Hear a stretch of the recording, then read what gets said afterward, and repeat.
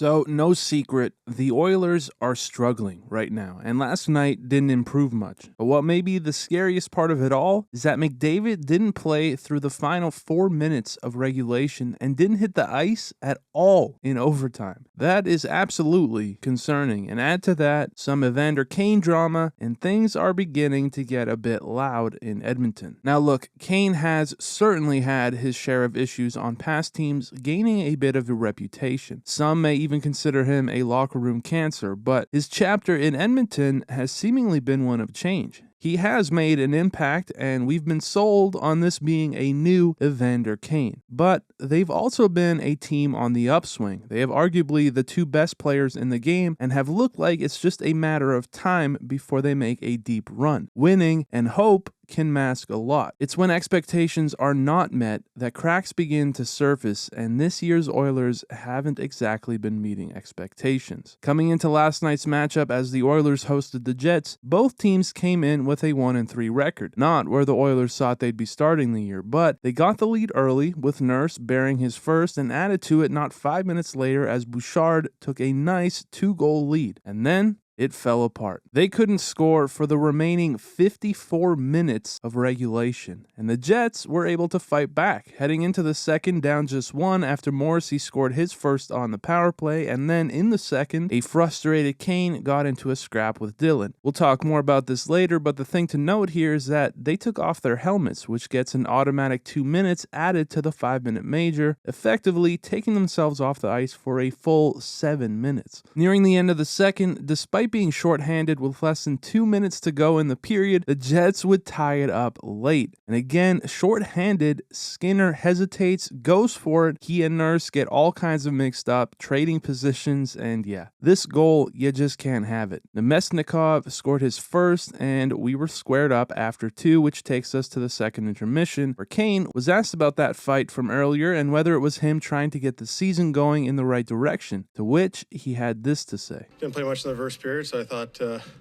might as well get into a fight and take 7 or 8 minutes in the box. Okay. The blasphemy. Now, I'll admit, it's not a great look on the surface. I can see why some took it as a low-key shot at the coach. Kane was recently demoted to the third line by Woodcroft, and I can also see how some thought it was interesting that his response to complaining about ice time in the first would be to take himself off the ice for 7 minutes in penalties in the second, but I think people are looking into this a bit too much. Is he frustrated? Yeah, I'm sure he is, but getting him fired up a bit is probably exactly what Woodcroft is trying to do, and besides, he's really just stating the obvious. This was, in my opinion, a bit of a joke. He's basically just saying if he's going to be on the bench anyway, he may as well try to get some blood pumping, try to fire up his team, and sit on the bench in the box. It's nothing more than that in my eyes. As for the game, it would end up going to overtime, and with under 2 to go, newly signed Mark Scheifele would net his 4th of the year to bury the Oilers, who now carry a 1-3-1 record through 5, in which Kane has no goals, just 1 assist, and is a -6. With that said, blowing the 2-goal lead and losing another one was not the worst part of the night, as again, McDavid not playing in overtime or in the final 4 minutes of regulation is obviously the most concerning storyline going forward for Oilers fans. It is early in the season, so hopefully they were just exercising caution here. Assuming he is okay though, I think this Oiler team is alright as well. They'll figure it out, and it's way too early to panic in my opinion, but you guys tell me, is it time to panic in Edmonton? As always, thank you guys so much for watching. I appreciate it very much, and I will see you